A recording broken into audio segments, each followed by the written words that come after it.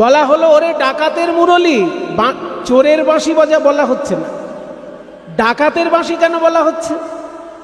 শ্রীকৃষ্ণকে ডাকাত কেন বলছে? চোর আর ডাকাতে পার্থক্য কি? চোরেও মানুষের জিনিস হরণ করে, ডাকাতেও মানুষের জিনিস হরণ করে, দুজনের মধ্যে পার্থক্য কি? কাহারও জিনিস না বলিয়া লইলে চুরি করা হয়। মানে চোর যখন আপনার জিনিস নিচ্ছে, আপনাকে না বলে নিচ্ছে। এই যে কীর্তনের আসরে দু একটা থাকতে পারে কোথাও কোথাও। মনে করুন আপনি মন দিয়ে কীর্তন শুনছেন, আর আপনার পাশে হয়তো একজন পকেট মার বসে আছে, সে কিন্তু কীর্তনিয়ার দিকে নজর নয়, আপনার পকেটের দিকে নজর। আপনি যখন খুব ভাবে ডুবে গিয়ে গান শুনছেন, দেখা গেল পকেট থেকে তুলে নিলেন। তার মানে আপনাকে না বলে আপনার জিনিস যখন নিয়ে নিল, সেটা হলো চুরি। আর ডাকাতি কি না, হেকে ডেকে সারা দেশের লোককে জানিয়ে তার জিনিস কেড়ে নেওয়া। ডাকাতরা যখন কারোর বাড়িতে আসতো, আগে চিঠি পাঠাতো, হ্যাঁ তোমার বাড়ি অমুক দিন ডাকাতি করা হবে, ক্ষমতা থাকে তো আটকে নিও। তার মানে কি, হেকে ডেকে ঢাক ঢোল পিটাতে পিটাতে তারা আসতো ডাকাতি করতে। সারা দেশের লোক জানে যে অমুকের বাড়ি ডাকাতে হচ্ছে, করার কিছু নেই। ঠিক তেমনি শ্রীকৃষ্ণের বাঁশিটাকে বলা হলো ডাকাতের মুরলি। কারণ যখন ওই বাঁশিটা বাজবে, সারা দেশের লোক বুঝবে যে এই বাঁশির সুর মন দিয়ে যদি কেউ শোনে, তার কিন্তু মন চুরি হয়ে যাবেই যাবে।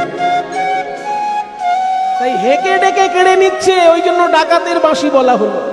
আরে ও ডাকাতের মুরলি কি বলি তোমায়, আরে ও ডাকাতের মুরলি কি বলি তোমায়। মন্ত্র শিখেছ কোথায়, মন্ত্র শিখেছ কোথায়। এই অবলা বশ করা মন্ত্র শিখেছ কোথায়। কি বলি তোমায়, আরে ও ডাকাতের মুরলি কি বলি তোমায়। ওরে বাঁশি, তুই একবার ভেবে দেখ তোর অবস্থান কোথায় আর আমরা কোথায় থাকি। তুই থাকি কৃষ্ণের ঠোঁটে, আর কৃষ্ণের ঠোঁটটা কেমন? এক ফালি চাঁদের মতো, এক ফালি চাঁদ কৃষ্ণের ঠোঁট। আর চাঁদ অমৃত দিয়ে তৈরি, কৃষ্ণের অধরটাও অমৃত দিয়ে তৈরি। সেই অধরে পরিপূর্ণ ওই যে অধর রূপী চাঁদ, সেখানে বসে আছিস তুই। আমাদের কথাটা একবার ভাব। গোপী মন চোরার চারু চন্দ্রাধরে থাকো। আস্তে শব্দগুলো বুঝে নিন। গোপী মন চোরার চারু চন্দ্রাধরে থাকো। কতগুলো চ আছে দেখুন, কতগুলো চ আছে গুনুন। এগুলো হচ্ছে সাহিত্য, অনুপ্রাস অলঙ্কার বলে। চ চ চ চ, সব শব্দের আগে চ রয়েছে। গোপী মন চোরার চারু চন্দ্রাধরে থাকো। তাহলে এই যে গোপী মন চোরা মানে কৃষ্ণ, তার চারু মানে সুন্দর, চন্দ্রাধর মানে চাঁদের মতো অধর। ওই নিচের ঠোঁটটাকে অধর বলে। বাংলা ভাষা খুব কঠিন ভাষা বাবা, কখনো কখনো মনে হয় ইংরেজির থেকেও কঠিন। এবার ইংরেজরা জন্ম থেকে বলে অভ্যস্ত, ওই জন্য ওদের কাছে সহজ, আমাদের কাছে কঠিন লাগে। কিন্তু দেখুন ইংরেজির থেকে বাংলা কঠিন কেন? এই যে দুটো ঠোঁট, ইংরেজিতে বলবে উপরের ঠোঁট আপার লিপ, নিচের ঠোঁট লোয়ার লিপ। কিন্তু বাংলায় ওইরকম নিচের ঠোঁট উপরের ঠোঁট বললে হবে না। বাংলায় নিচের ঠোঁটকে বলে অধর, আর উপরের ঠোঁটকে বলে ওষ্ঠ। ওষ্ঠ আর অধর একসঙ্গে বলে ওষ্ঠাধর। উপরের ঠোঁট ওষ্ঠ, নিচের ঠোঁট অধর। তাই বলছে গোপী মনোচরার চারু চন্দ্রাধরে থাকো। চাঁদের মতো অধর গোবিন্দের, সেইখানে তুমি থাকো। আর আমাদের কোথায় থাকি? একদিকে জটিলা, একদিকে কটিলা, আর একদিকে আয়ান। গোপী মন চোরার চারু চন্দ্রাধরে থাকো। সময় সময়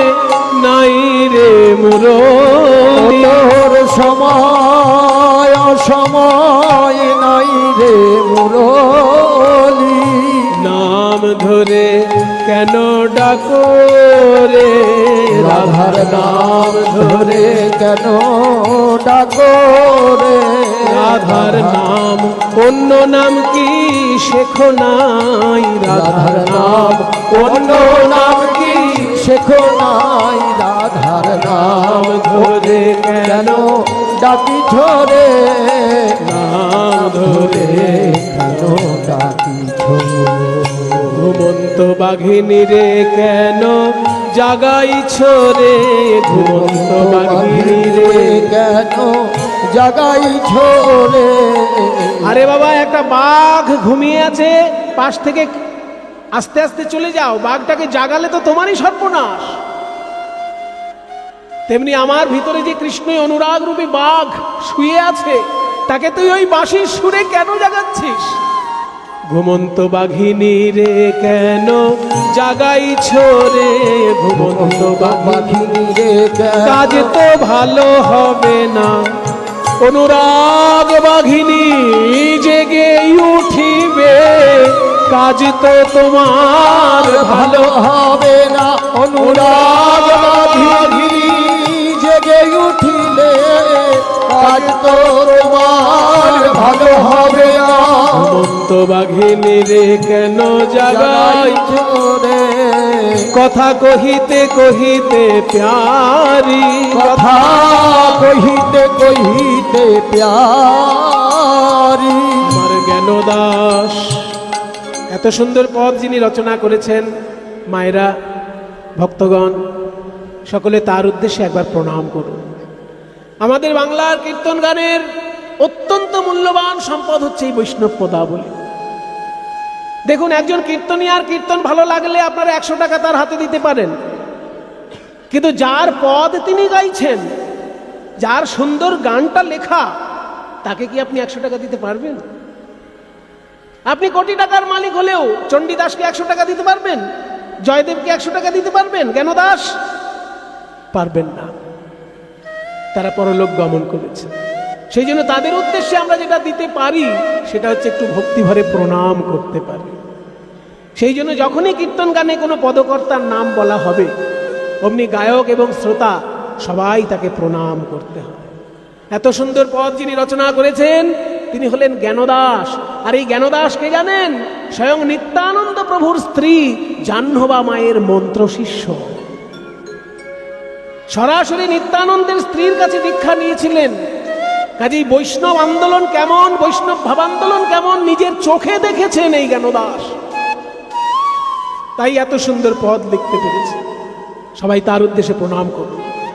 কথা কহিতে কহিতে প্যারি, কথা কহিতে কহিতে প্যারি। আমার জ্ঞানদাস গেল বিছুরি রে, আমার জ্ঞানদাস সব ভুলে গেল শ্যামের বাঁশি শুনে, সব ভুলে গেল শ্যামের বাঁশি শুনে সব ভুলে গেল, বাঁশি শুনে সব ভুলে গেল, বাঁশি শুনে সব ভুলে গেল। জ্ঞানদাস গেল বিছুরি রে, জ্ঞানদাস গেল বিছুরি। আর না বাজিও বাঁশি, নীরব হয়ে থাকো থাকো। সাজিয়া বেড়াইছি আমি আবার কেন আবার ডাকো? কেন আর ঘরে রইতে নারী করোনা বিচার, বিচার। যদুনাথ দাস কহে ধনী করো অভিশাপ। অভিশাপ। ওই যে শ্যামের বাঁশি বাজছে, আর দেরি করা যাবে না। তোরা আমাকে শিগগিরই সাজিয়ে দে, আমি কৃষ্ণ দর্শনে যাব, আমি কৃষ্ণ দর্শনে যাব, আমি কৃষ্ণ দর্শনে যাব। বংশীরব পশিল কানে, চিতে না ধৈর্য মান। ওগো বংশীরব পশিল কানে, চিতে না ধৈর্য মান। কমনি উঠিল রসবতে, আহা মরি রে কে যাবি আমার সঙ্গে বিপিন হার রঙে, কে যাবি আমার সঙ্গে বিপিন বিহার ভেটিবারে গোকুলের পতি তোরা কে যাবি রে ভেটিবারে তোরা কে যাবি কৃষ্ণ দর্শনে কে যাবি কৃষ্ণ দর্শনে কে যাবি কৃষ্ণ দর্শনে যাবি কৃষ্ণ দর্শনে যাবি কৃষ্ণ কে যাবি কৃষ্ণ দর্শনে যাবি কৃষ্ণ দর্শনে কে যাবি রে ভেটিবারে গোকুলের পতি তোরা কে যাবি রে ভেটিবারে। আমি কৃষ্ণ দেখতে যাব, তোরা কেউ যাবি আমার সঙ্গে? আমি কিন্তু বারবার সাধবো না, আমার আর তর সইছে না। কৃষ্ণ দর্শনে আমি যাব এবং তার কাছে বাঁশি শিখবো। তোরা কে যাবি আমার সঙ্গে? মায়েরা, আজকে রাধারানী কৃষ্ণ দর্শনে চলেছেন, আপনারা কেউ যাবেন তার সঙ্গে? যারা যেতে চান তারা একবার জোর করে উলুধ্বনি দিন দেখি।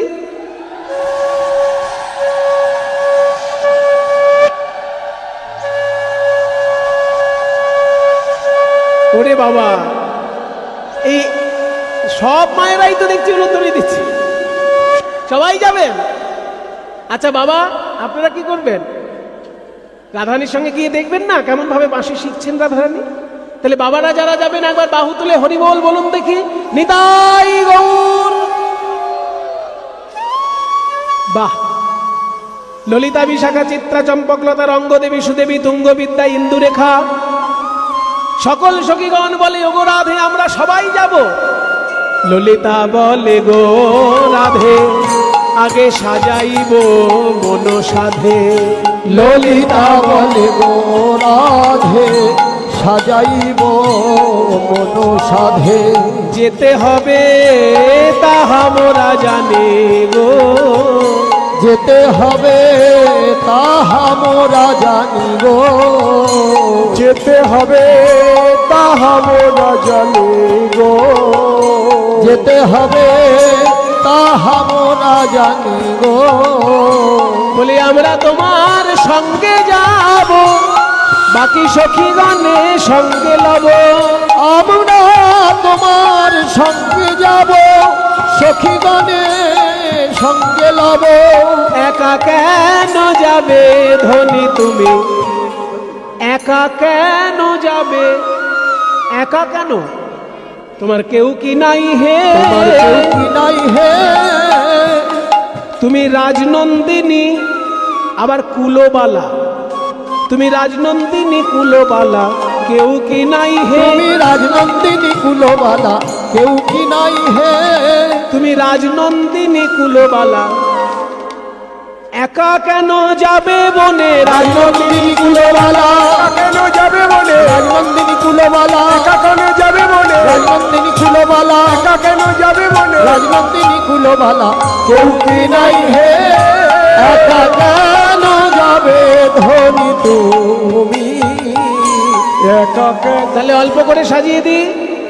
মায়েরা দেখুন, কীর্তন থেকে কত শিক্ষা নেওয়া যায়। আজকে রাধারানী কৃষ্ণ কাছে শুধু কৃষ্ণের রূপ দর্শন করতে যাচ্ছেন না, কৃষ্ণের কাছে বাঁশি শিখতে যাচ্ছেন।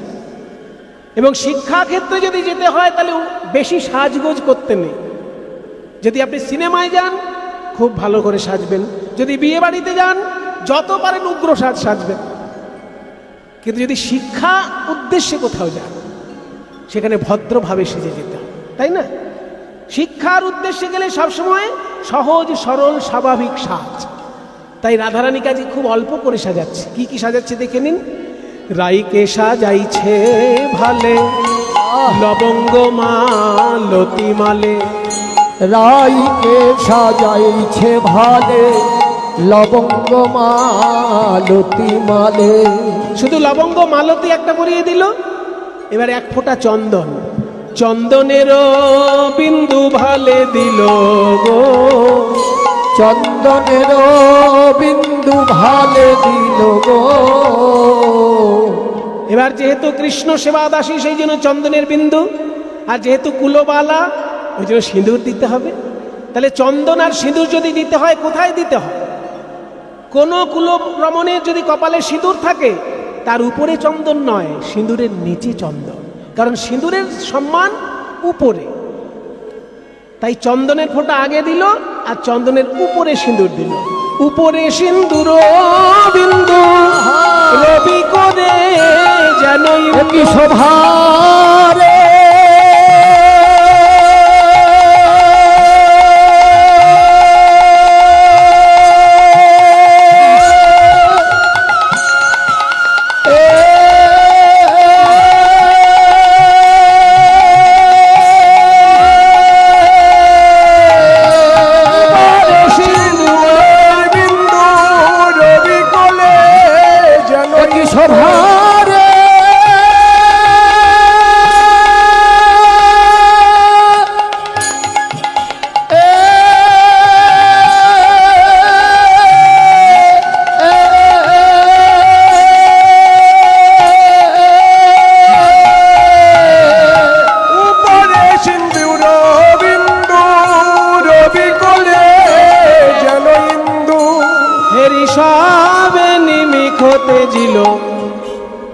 সিন্দুরের ফোঁটা আর চন্দনের বিন্দু, এইটুকু শুধু সাজ, তাতেই রাধারানীকে এত সুন্দর দেখাচ্ছে। কারো চোখে পলক পড়ে না, চোখে পলক পড়ে না, চোখে পলক পড়ে না, চোখে পলক পড়ে না, চোখে পলক পড়ে না, ওই রাই বদন পানে চেয়ে চোখে পলক পড়ে না, রাই বদন পানে চেয়ে চোখে পলক পড়ে না, রাই বদন পানে চেয়ে অপলকে চেয়ে রইল, রাই বদন পানে চেয়ে পলকে চেয়ে রইল, রাই বদন পানে চেয়ে পলকে চেয়ে রইল, রাই বদন পানে চেয়ে পলকে চেয়ে রইল, রাই বদন পানে চেয়ে চোখে পলক পড়ে না। তোরা আমাকে অল্প সাজাবি বললি, তা বলে এত অল্প? একটা মাত্র মালা, এক বিন্দু চন্দন আর এক চিলতে সিঁদুর, এইটুকু? আমি না রাজার মেয়ে, আমার যদি দু একটা গয়না না পরি আমার বাবার সম্মান থাকবে? হ্যাঁ, এটা তো ঠিক বলেছে, রাজার মেয়ে বলে কথা। তাই যতটা হোক অল্প হলেও একটা গয়না তো দিতেই হবে, তাই অল্প করে গয়না পরিয়ে দিল।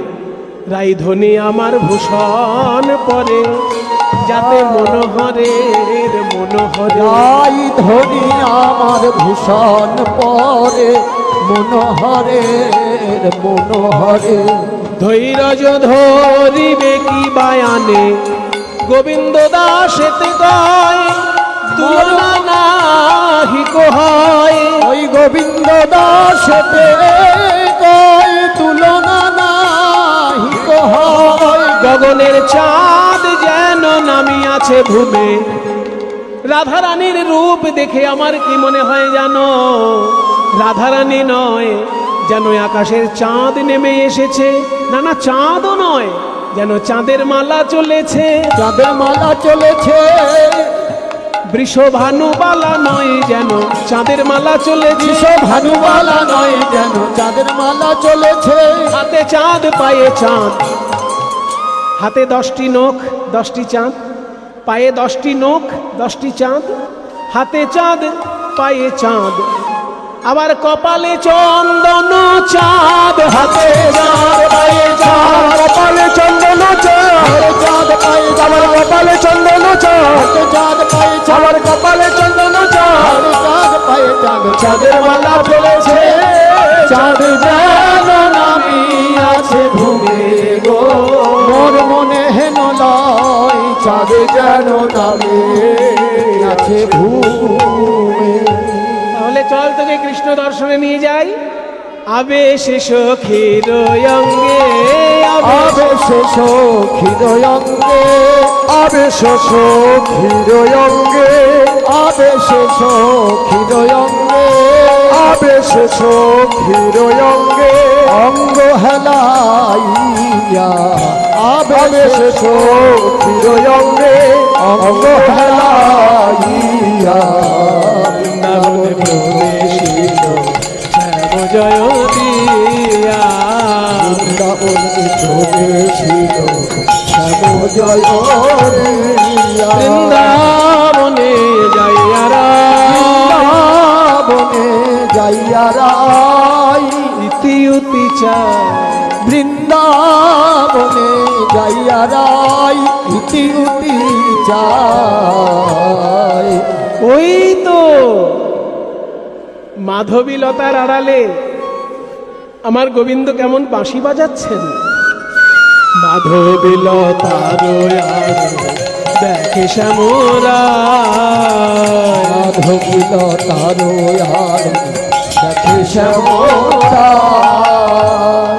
মাধবী লতার আড়ালে দাঁড়িয়ে প্রাণ গোবিন্দ আপন মনে বাঁশি বাজাচ্ছেন। রাধারানী মনে মনে ভাবলেন, আমার গোবিন্দ এক মনে বাঁশি বাজাচ্ছে, কিন্তু আমাকে তো জানাতে হবে আমি এসেছি। আবার ওনাকে ধাক্কা ধাক্কি করলে তো সেটা অভদ্রতা হয়, তাই না? একজন মন দিয়ে বাঁশি বাজাচ্ছেন, আপনি ধাক্কা দিয়ে বলছেন এই যে আমি এসেছি, এটা তো অভদ্রতা। তাহলে কি করে বুঝাবো যে বধূ আমি এসেছি? দেখুন, রাধারানী তো রাজার মেয়ে, তার কতটা রুচিবোধ। ওই যে প্রাণ ভরে গোবিন্দ বাঁশি বাজাচ্ছেন আপন মনে, ওই বাঁশির সুরের ভিতর থেকে তালটাকে বেছে নিলেন। তালটাকে বেছে নিয়ে সেই তালে তালে নূপুরের ধ্বনি করতে লাগলেন। আর নূপুরের ধ্বনি শুনেই গোবিন্দ বুঝতে পেরেছেন আমার রাধারানী এসে দাঁড়িয়েছে।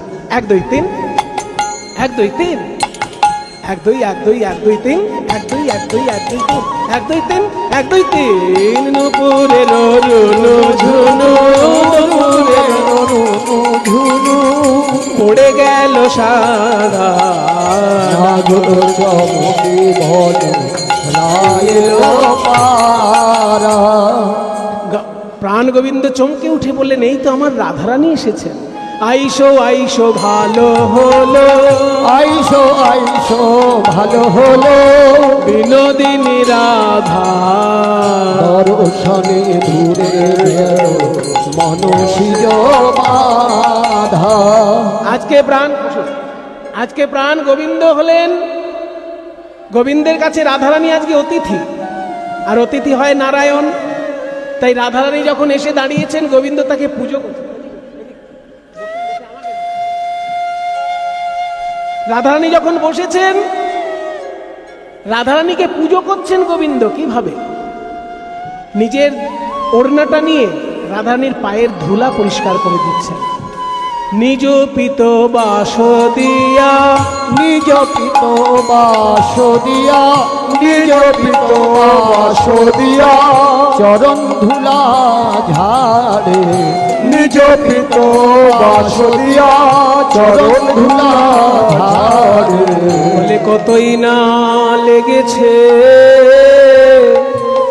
এই ব্রজের বড় কঠিন মাটি, ব্রজের বড় কঠিন মাটি, তোমার সুকোমল চরণ দুটি। ওই ব্রজের বড় কঠিন মাটি, সুকোমল চরণ দুটি। ওই ব্রজের বড় কঠিন মাটি, তোমার সুকোমল চরণ দুটি। কতই না লেগেছে ললিতা মুচকি হাসে কুণ্ডলতারাড়ে। ললিতা মুচকি হাসে কুণ্ডলতারাড়ে। পায়ের ধুলো পরিষ্কার করে দিলেন গোবিন্দ নিজের ওড়না দিয়ে। তারপর আরো কি করলেন জানেন? নিজের মাথার চূড়ায় সব থেকে সুন্দর যে ফুলটা ছিল সেই ফুলটা ভেঙে নিয়ে রাধারানীর চরণে পুষ্পাঞ্জলি দিলেন। এই না হলে ভালোবাসা? এই না হলে ভালোবাসার সম্মান? ভাঙিয়া চূড়ার ফুল, ভাঙিয়া চূড়ার ফুল, হাতে করি নিল। ভাঙিয়া চূড়ার ফুল, হাতে করি নিল। নম প্রেমময়ী বলি রাই চরণে দিল। নম প্রেমময়ী বলি রাই চরণে দিল। রাধারানীর চরণে পুষ্পাঞ্জলি দিয়ে যেই পূজা করলেন, রাধারানী এতই অভিমান করেছেন, গোবিন্দের মুখের দিকে তাকাচ্ছেন না, মাটির দিকে তাকিয়ে রয়েছে। গোবিন্দ বলছেন, ও ললিতা, তোমাদের রাধারানী আমার মুখের দিকে তাকাচ্ছেন না কেন? আজকে তো মান করার মতন আমি কোনো ঘটনা ঘটাইনি। কি হলো রাধারানীর? বলে, কি করে বলবো, কিছুই তো বোঝা যায় না ওর মনের ভাব। হ্যাঁ রে রাধে, তুই মাটির দিকে কি দেখছিস? গোবিন্দের সঙ্গে কথা বল। তোর পায়ের ধুলো ঝেড়ে দিল, গোবিন্দের নিজের চূড়া থেকে ফুল ভেঙে নিয়ে তোর পায়ে দিল। গোবিন্দের সঙ্গে কথা বলছেন, কিন্তু গোবিন্দের মুখের দিকে তাকাচ্ছেন না, মাটির দিকে তাকিয়ে গোবিন্দের সঙ্গে কথা বলছেন। অভিমান, আজকে মান নয়, অভিমান রাধারানীর। বধূ হে